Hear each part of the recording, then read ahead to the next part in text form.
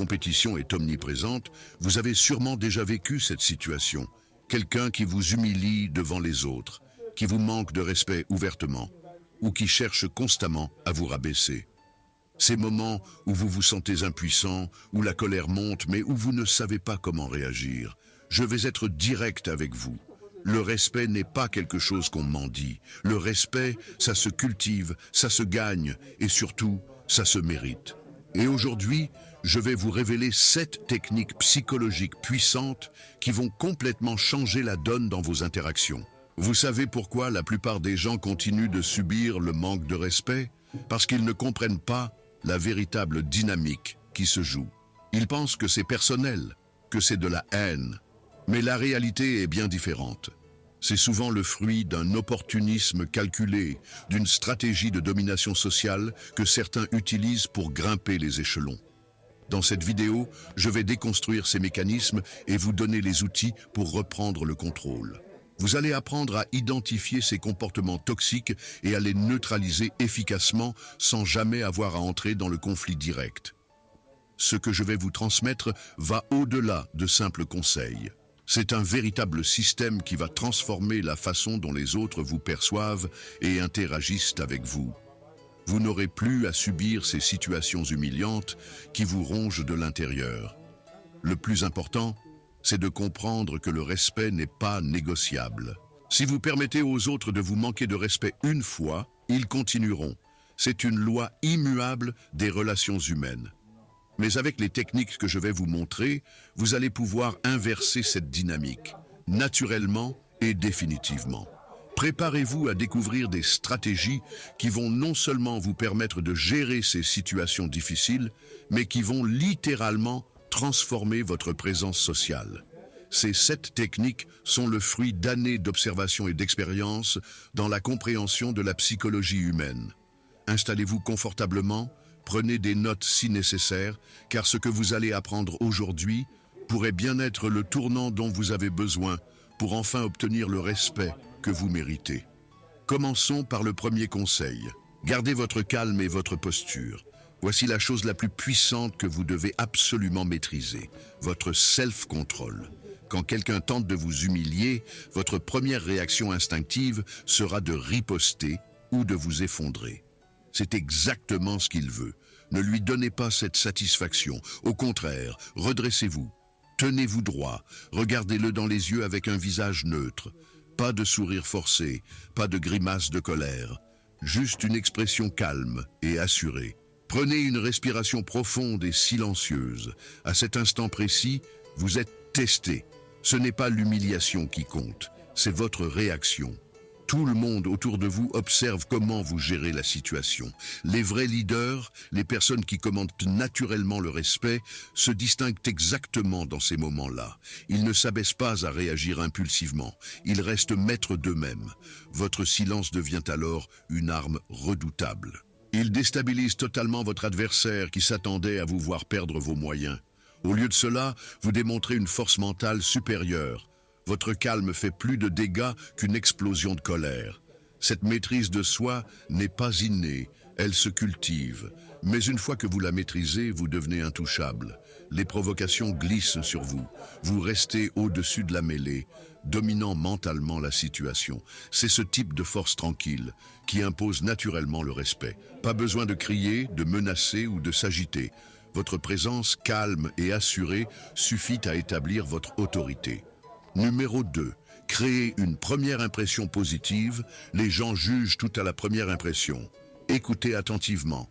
La première impression est cruciale et je vais vous dire exactement comment la maîtriser. Quand quelqu'un vient vous saluer, ne restez jamais assis. Cette erreur basique vous met immédiatement en position de faiblesse. La personne vous domine physiquement, vous regarde de haut et inconsciemment, vous projetez une image de soumission. Levez-vous, toujours, sans exception. C'est un geste qui démontre immédiatement votre respect pour l'autre personne et qui affirme votre propre valeur. Maintenant, le contact visuel. Ne faites pas l'erreur amateur de fixer vos mains pendant la poignée de main. Vos yeux doivent être ancrés dans ceux de votre interlocuteur. C'est non négociable. Quand vous baissez le regard vers les mains, vous inclinez la tête Encore un signe de soumission que vous devez absolument éviter. La formule est simple.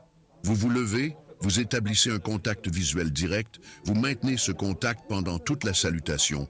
Votre poignée de main est ferme et assurée. Cette combinaison envoie un message clair. Vous êtes quelqu'un qui se respecte et qui mérite le respect. Pas besoin de mots. Votre langage corporel parle pour vous. Ces détails peuvent sembler minimes, mais ils sont fondamentaux dans l'établissement de votre statut social. Les gens ne réalisent pas consciemment ces signaux, mais leur cerveau les enregistre. Et une fois qu'ils vous ont catalogué comme quelqu'un de soumis, il est difficile de changer cette perception. Alors maîtrisez ces bases. Faites-en une habitude. C'est votre première ligne de défense contre le manque de respect. Une première impression forte est votre meilleure arme pour établir d'emblée votre position de force. Numéro 3. Analysez rapidement la situation. Voici la clé d'une réponse stratégique, l'analyse instantanée. Quand quelqu'un vous attaque, ne réagissez pas immédiatement. Prenez ces quelques secondes cruciales pour scanner la situation. Regardez qui est présent dans la pièce. Identifiez rapidement qui pourrait être votre allié et qui pourrait amplifier l'attaque. Observez leurs réactions, leur position, leur regard. Cette lecture rapide de la salle est vitale. Ensuite, décryptez l'intention de votre agresseur. Pourquoi maintenant? Pourquoi devant ces personnes précisément? Est-ce de la jalousie? Une tentative de vous déstabiliser avant une décision importante? Une manœuvre pour impressionner les autres? Ce n'est pas de la passivité, c'est de l'intelligence tactique. Ces quelques secondes d'analyse vous donnent un avantage stratégique majeur. Pendant que votre adversaire s'attend à une réaction émotionnelle, vous êtes déjà en train de planifier votre contre-attaque. C'est exactement ce qui différencie un leader d'un amateur. L'amateur réagit impulsivement. Le leader analyse et frappe stratégiquement. Il comprend que chaque confrontation est un jeu d'échecs, pas une bagarre de rue. Cette capacité d'analyse sous pression est une compétence qui s'acquiert. Plus vous la pratiquez, plus elle devient naturelle. Et une fois maîtrisée, elle vous donne un avantage considérable dans toute situation de conflit. Alors, la prochaine fois qu'on vous attaque, respirez, observez, analysez, puis frappez avec précision. Numéro 4. Répondez avec assurance et autorité. Voici comment dominer verbalement sans agressivité. Quand vous répondez à une provocation ou une tentative d'humiliation, votre voix devient votre arme principale. Parlez avec un ton posé, mais ferme. Pas besoin de crier ou d'être agressif, c'est le signe des faibles qui essaient de compenser. Votre force vient de votre calme contrôlé. Chaque mot doit être prononcé avec une assurance tranquille qui fait comprendre que vous êtes inébranlable. Maintenant, concernant les interruptions, c'est là que beaucoup perdent leur autorité. Voici la technique imparable. Quand quelqu'un vous coupe la parole, arrêtez-vous net. Fixez cette personne directement dans les yeux. Pas un regard agressif, mais intense et déterminé. Ne détournez pas le regard, laissez le silence faire son effet. Cette technique est dévastatrice car elle retourne toute l'attention de la salle vers l'interrupteur. Soudain, c'est lui qui se sent mal à l'aise. Son interruption devient évidente pour tout le monde. Ensuite, et c'est crucial, demandez poliment. Puis-je continuer? Ou puis-je reprendre où j'en étais? Cette politesse n'est pas de la faiblesse, c'est une démonstration de contrôle absolu. Vous forcez l'interrupteur à reconnaître publiquement son manque de respect. Le plus beau dans cette technique, elle s'auto-renforce. Une fois que vous l'avez utilisée, les gens y réfléchiront à 2 fois avant de vous interrompre à nouveau. Vous établissez votre autorité sans avoir eu à élever la voix ou à devenir agressif. Retenez ceci. Vos mots doivent être comme des coups de précision chirurgicaux, courts, précis, impactants, pas de justification interminable, pas d'excuses. Vous n'avez pas à vous justifier quand vous êtes en position de force. C'est cette combinaison, voix posée, regard intense, politesse autoritaire, qui établit votre dominance naturelle dans n'importe quelle situation. Les gens respectent ceux qui peuvent exercer leur autorité sans avoir besoin de l'imposer brutalement. Pratiquez cette approche, maîtrisez-la. C'est l'une des compétences les plus puissantes que vous puissiez développer pour commander le respect. Numéro 5. Retournez la situation à votre avantage. Voici l'art du retournement de situation. Quand quelqu'un tente de vous humilier, il vous offre en réalité une opportunité en or de démontrer votre supériorité mentale.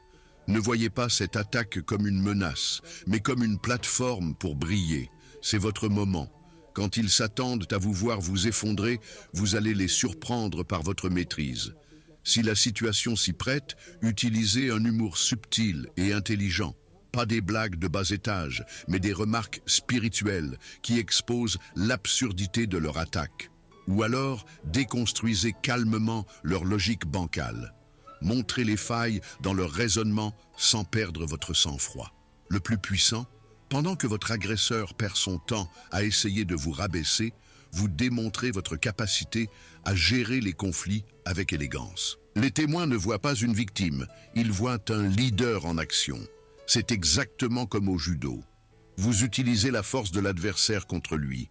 Plus son attaque est agressive, plus votre contrôle calme devient impressionnant. Chaque tentative de vous déstabiliser devient une démonstration de votre force mentale. Cette capacité à transformer une attaque en victoire, c'est ce qui distingue les vrais leaders. Pendant que les autres réagissent, vous orchestrez. Pendant qu'ils attaquent, vous dirigez. Maîtrisez cet art du retournement et vous transformerez chaque attaque en une occasion de renforcer votre position. C'est ainsi que vous gagnez non seulement la bataille, mais aussi le respect durable de votre entourage.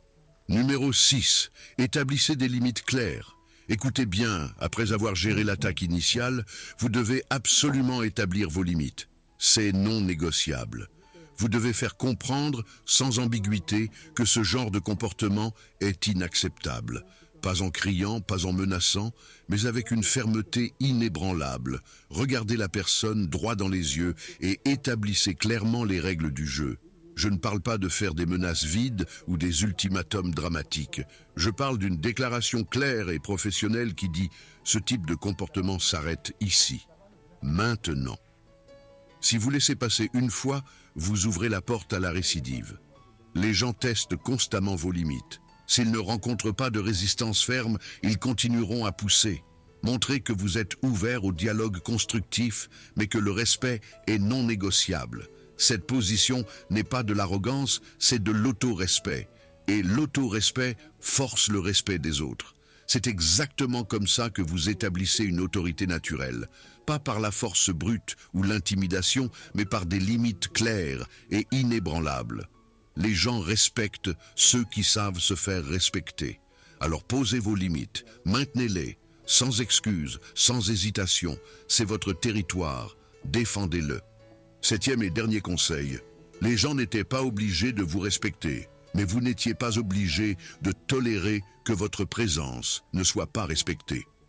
Si vous commencez à constater que les gens ne veulent pas respecter votre présence, la meilleure chose à faire, c'est de se barrer. Retirez-vous. Mieux vaut être une absence appréciée qu'une présence dévalorisée. Voici une vérité que vous devez absolument intégrer. Personne n'est obligé de vous respecter, mais vous n'êtes absolument pas obligé de rester là où l'on vous manque de respect. C'est simple et direct. Si vous constatez que votre présence n'est pas respectée malgré vos efforts, partez. Ne vous accrochez pas, ne suppliez pas, ne négociez pas. Retirez-vous. Cette décision de partir n'est pas une fuite, c'est une démonstration de force. Vous affirmez par vos actes que votre temps et votre dignité ont de la valeur, que vous ne bradez pas votre présence. Rappelez-vous cette phrase. Mieux vaut être une absence appréciée qu'une présence méprisée. Ce n'est pas juste une belle formule, c'est une réalité stratégique. Votre absence créera soit un vide qui leur fera réaliser votre valeur, soit elle confirmera que vous avez pris la bonne décision. Le respect n'est pas quelque chose qu'on mendie, c'est quelque chose qu'on commande par nos actions. Et parfois, l'action la plus puissante est de se retirer complètement. Cette capacité à partir quand le respect n'est pas là, c'est ça la vraie force. Pas besoin de drame, pas besoin d'explications interminables. Vous partez simplement, dignement. Et vous ne regardez pas en arrière. C'est votre vie, votre temps, votre dignité. Ne les gaspillez pas là où ils ne sont pas valorisés. J'espère que ces 7 conseils vous ont aidé. Merci pour votre attention. À la prochaine.